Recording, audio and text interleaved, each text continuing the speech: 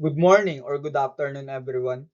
Today, I will discuss the second diagram that we will use when our face-to-face classes resume.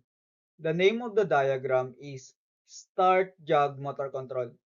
But before we proceed to the proper discussion, let's identify first the learning outcome or the objective. At the end of the lesson, students should be able to: number one, define Start Jog Motor Control. Number two, identify the materials and devices for wiring start jog motor control. And lastly is explain how start jog motor control operate or work.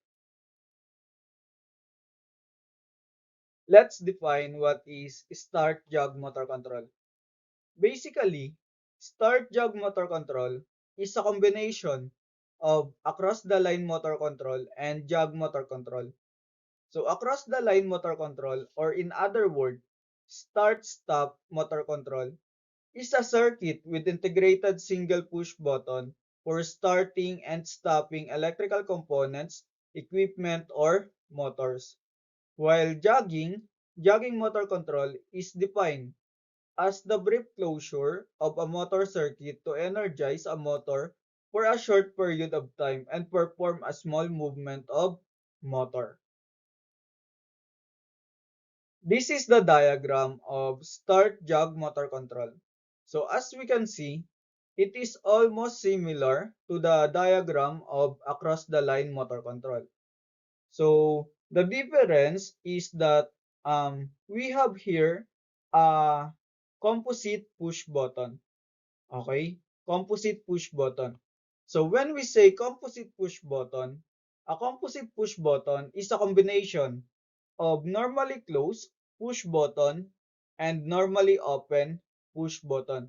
So ibig sabihin, yung composite push button sa iisang device is meron na siyang normally open and normally closed na push button. Okay?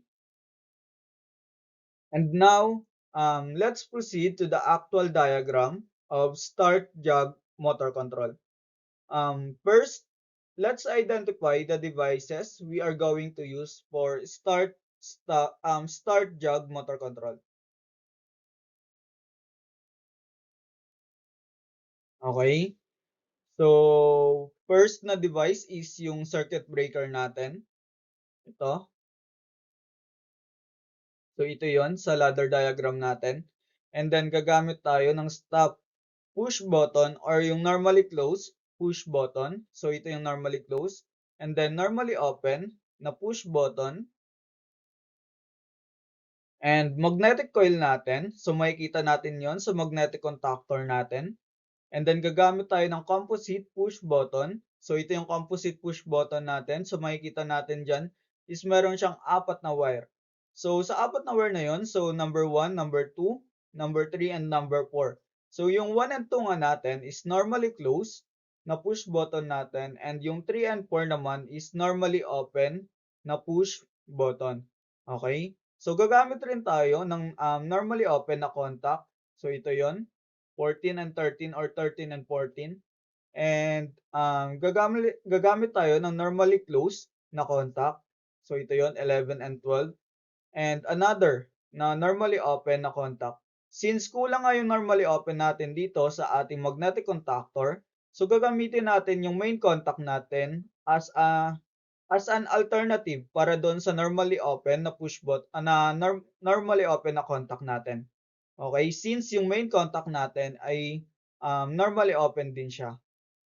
And then gagamit rin tayo ng mga indicator light para sa stop and start. So ito sila, start and stop.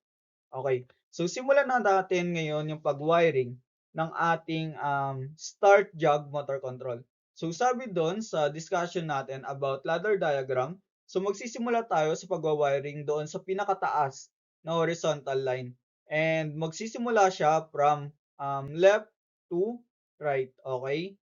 So sabi dyan, yung line 1 daw natin is connected sa number 1 ng push button ng ating normally closed. Okay? And then, yung normally closed push button, yung number 2, is connected sa normally open na push button sa number 3. Okay? And then yung number 4 na push button or normally open na push button is connected sa A1 o sa coil natin. And then yung coil natin, yung A2, is connected sa line 2 ng ating breaker. Okay.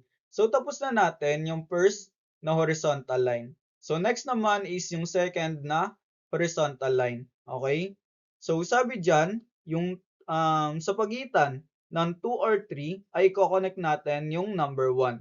So pwede tayong mamili diyan. Pwede natin i-connect sa number 2 o kaya pwede rin natin i-connect sa number 3 ng ating mga push button. Okay? So pwede tayong mamili diyan. Okay, so mas pinili ko yung number 3. Okay? So yung number 3 is iko-connect ko sa number 1 ng ating composite push button. Okay? So normally closed po 'yan. And then yung number 2 naman is connected sa um ayun, connected sa number 13 ng ating normally open na contact. Okay, number 13 ng ating normally open na contact. And then yung 14 naman natin ay i-coconnect natin sa A1.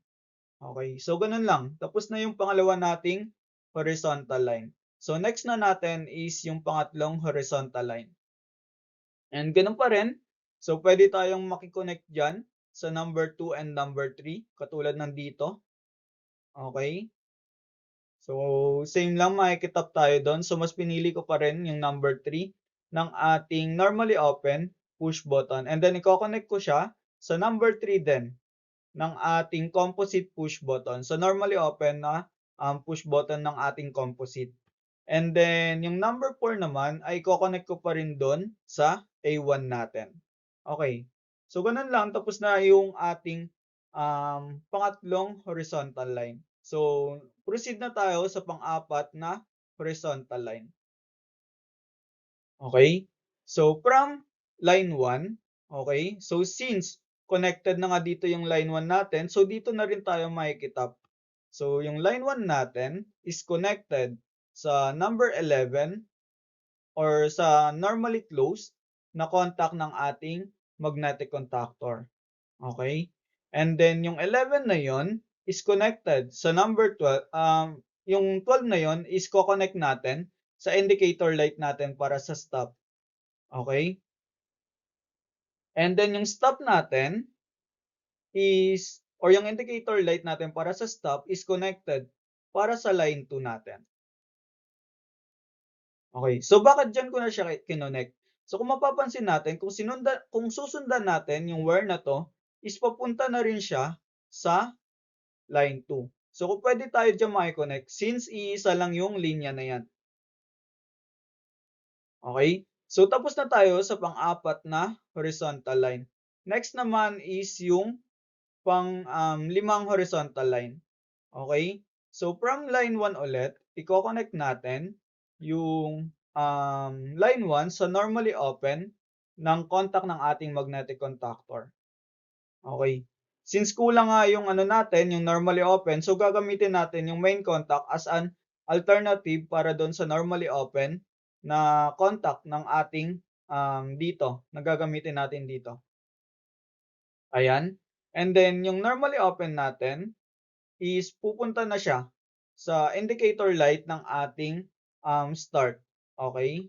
So ayan, makikita natin diyan.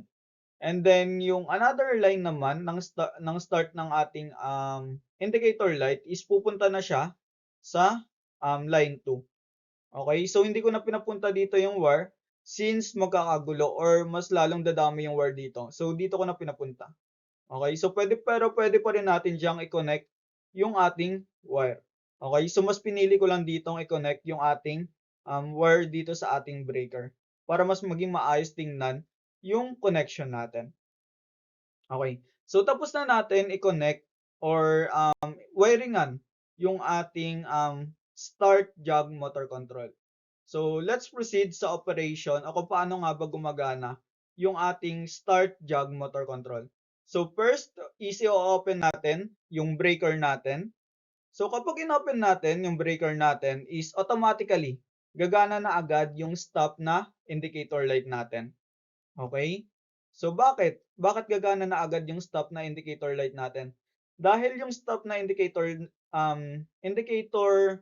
light natin is connected sa normally closed na contact ng ating magnetic coil. So tuloy-tuloy na dumadalo yung kuryente natin from line 1 papunta sa line 2. So dito hindi siya makakadaloy dahil normally open 'to, and then may normally open dito, then may normally open dito, then dito din. So normally open. So hindi nakakadaloy yung kuryente natin from line 1 to line 2. So dito lang nakakadaloy. Okay? So kaya gano'n, gumagana na agad yung ating indicator light para sa stop. Okay? So next naman, so kapag ini-start natin yung ating push button, so magkakaroon na ng changes sa mga contact ng ating magnetic contactor. Okay? So kung mapapansin natin, nagkaroon ng changes sa contact natin. Yung dating normally close ay naging open na, and then yung open kanina ay naging naging close na siya, and then ito din. Yung normally open ay naging close na din. Okay? Kaya gumana na yung ating indicator light para sa start. So ganun lang. So next naman is 'pag ini-stop natin, so babalik na siya sa normal position niya. So gagana ulit yung stop na indicator light natin. Okay? So next na natin is yung jog control natin. So yung jog control natin is meron siyang normally closed and normally open nga. So dito kanina, nung hindi pa natin pinipindot yung ating jog is yung normally closed dito, and then ito normally open. So nang pinindot na natin yung jog natin is bumaba na yung ano natin, yung contact natin. Yung normally closed kanina ay naging open, and then yung normally open naman ay naging close na siya. So tutuloy-tuloy na yung circuit natin or yung kuryente natin from line 1 papuntang line 2. So mag-e-energize ulit, ma-e-energize ulit yung magnetic coil natin, and magkakaroon ng changes sa contact natin. So yung normally open is naging close, and then ito din yung normally open naging close din, and then yung normally closed naman ay naging open. Kaya iilaw na ngayon yung indicator light natin para sa start. So kahit na gano'n, kahit na jinajag natin is hindi pa rin siya nagkakaroon ng interlock. Ibig sabihin, hindi niya pa rin hino-hold yung kuryente natin. So kapag binitawan natin 'to, yung jug natin is automatically mamamatay din yung connection natin. So babalik sa original position yung mga contact natin dito. So gano'n yung jug natin. So nakokontrol lang natin, or nagkakaroon lang ng small movement yung motor natin kapag pinipindot natin yung jug natin. Okay? So gano'n lang.